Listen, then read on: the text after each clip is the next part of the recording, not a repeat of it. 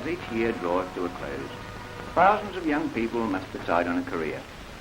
This, for each one of them, is the moment of setting out, a moment that rarely occurs twice.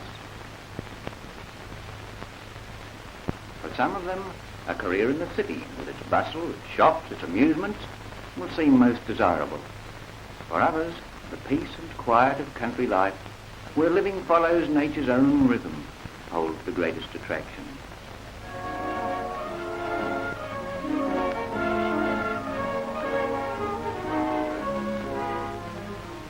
For some, the wooded slopes of mountains. For others, the never-changing and always-changing sea. It's a matter of individual choice. But there is one occupation at least that will allow you to experience all in turn: country, mountains, sea and city. Gwen, whom you now meet, and John perhaps feel this too, for they have decided that they would like to be teachers.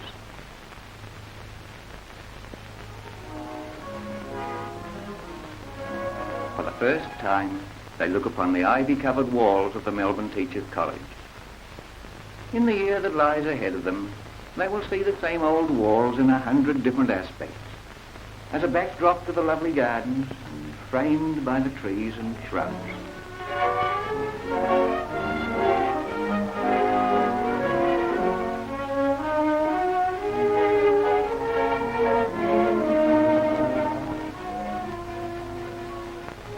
And they wonder whether the year of training at the Melbourne Teachers' College is much different from other years at the schools where they qualified for leaving certificate, or whether it will be largely teaching practice like that year spent after high school as a student teacher.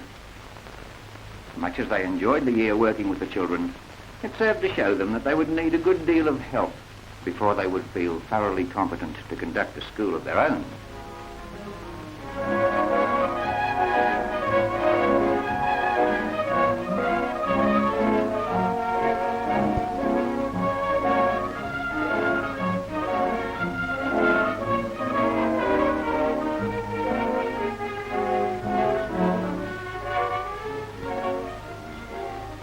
Gwen has come from the country to do her training, and will not only work here, but will live here as well. John, on the other hand, will attend only daily for lectures.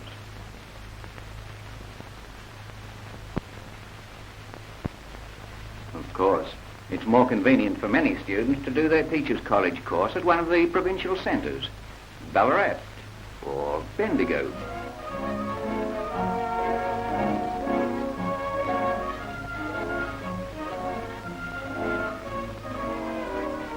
Melbourne is the parent Teachers' College, situated as it is in the university grounds.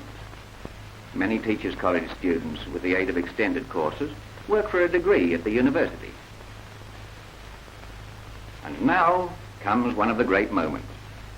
With other new students, and with students in the second or third year of their extended courses, John and Gwen attend the first college assembly for the year.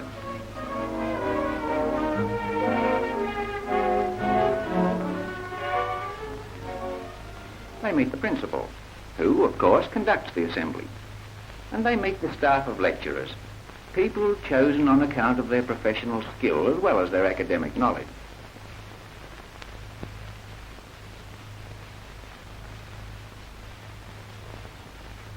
In addition to receiving an introduction to college life, they learn further details concerning their studentship.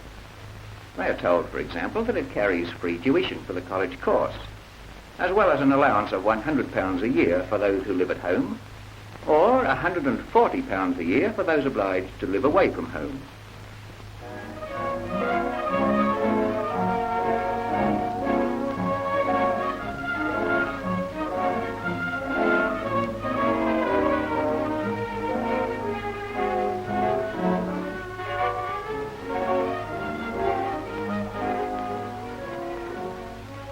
John looks along the line of faces about him. He sees others who studied with him at high school. Teachers, he begins to realize, are not a special kind of human being. After all, these would-be teachers are very much like himself. Gwen has been struck with the same thought too, as she works with other students in the library.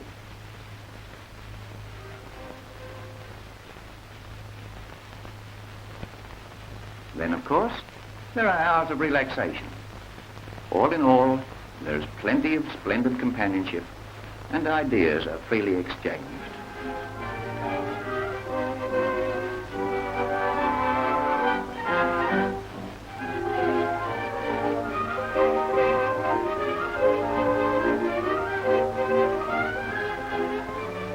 This college, like other colleges, has its timetable.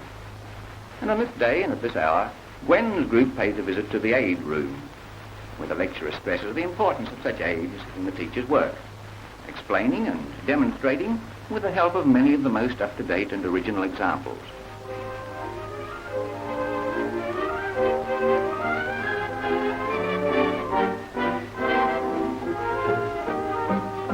Charts, pictures, models and films are used to help the teacher in practically every topic of the curriculum.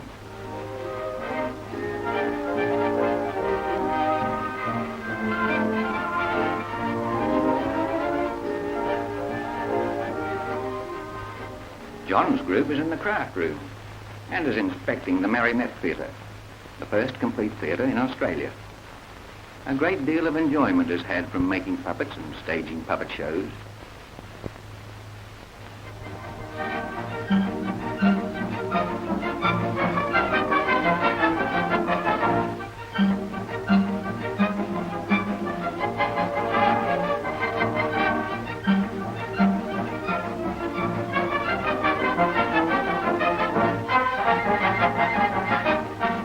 Besides the training in dramatization and oral expression, knowledge of a whole group of craft full of interest is gained.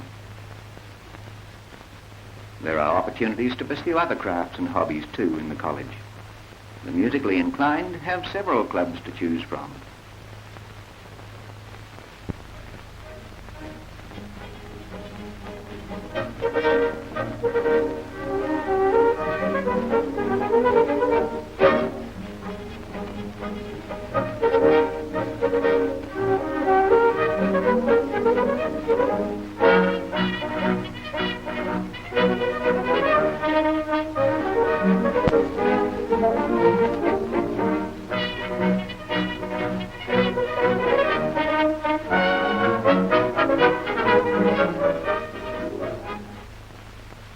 A few of the rival interests are to be found in the dramatic club, which provides the fun of rehearsals and the excitement of actual production, and the debating club.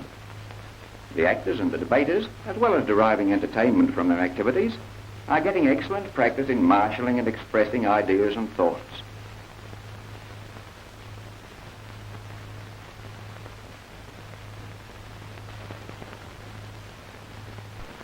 At every hour of the day, the cafeteria.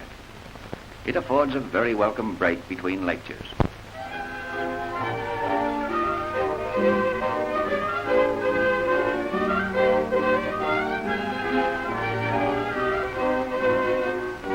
Here, John and Gwen gossip over college doings and over their plans for sport during the afternoon.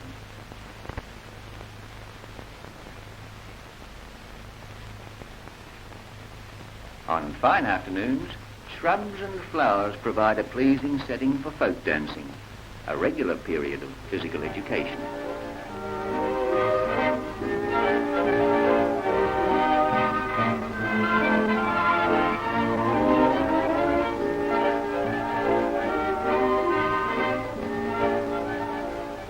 This is the college sports oval, scene of football matches. John, however, plays hockey. And Gwen prefers tennis. Coaching is given in this sport by members of the physical education staff, who also look to the physical fitness of all students in college.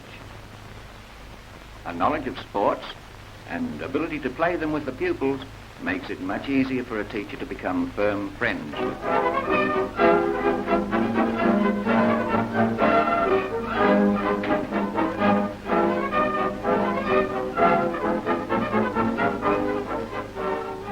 Ballroom dancing, both modern and old-time, is enjoyed on Saturday evenings, and student instructors need no prompting to coach non-dancers, who acquire the art in a very short time.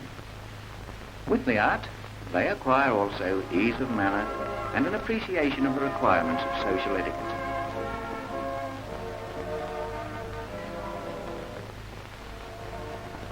From a glance at the other subjects of the curriculum, it becomes obvious that the aim is to give Gwen and John both knowledge of and experience in education. Study and the many associated activities demand their full attention, and these, with the wide variety of social life, serve to establish that confidence so necessary in people who are to take leading parts in the community.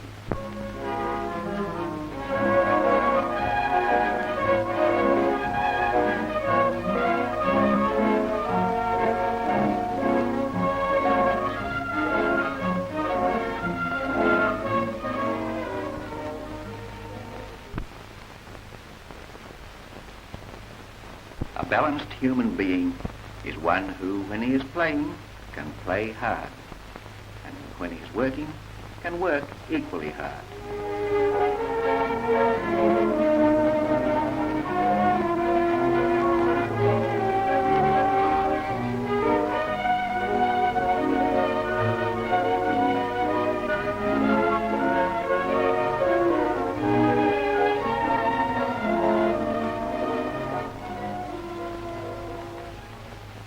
In this college, where these students are receiving their preparation as teachers, training and real enjoyment are one and the same thing.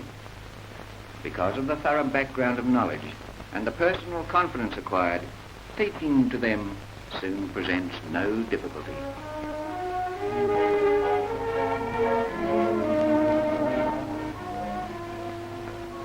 But lectures and community activities do not by themselves make a well-equipped teacher. There is another timetable which provides duties of yet another kind. Students must visit certain of the large training schools close to the college to gain practical experience in teaching in all departments.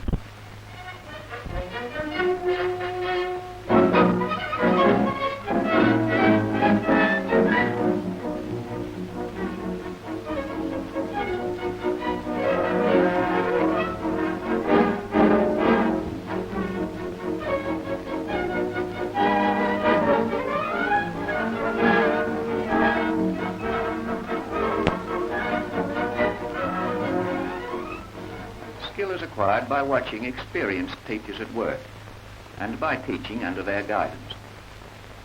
At the end of their training, Gwen and John will have become professional teachers, skilled in the practice of the profession, as well as versed in its theory.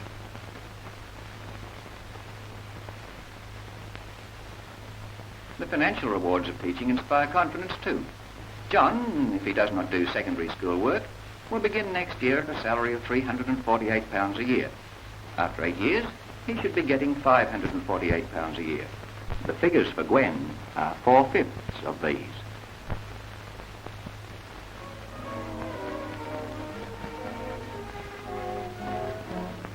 The usual wind-up to the year of training is a week of relaxation at the department's health and recreation camp at Queenscliff, where the time is spent happily in outdoor occupations with friends made during the year.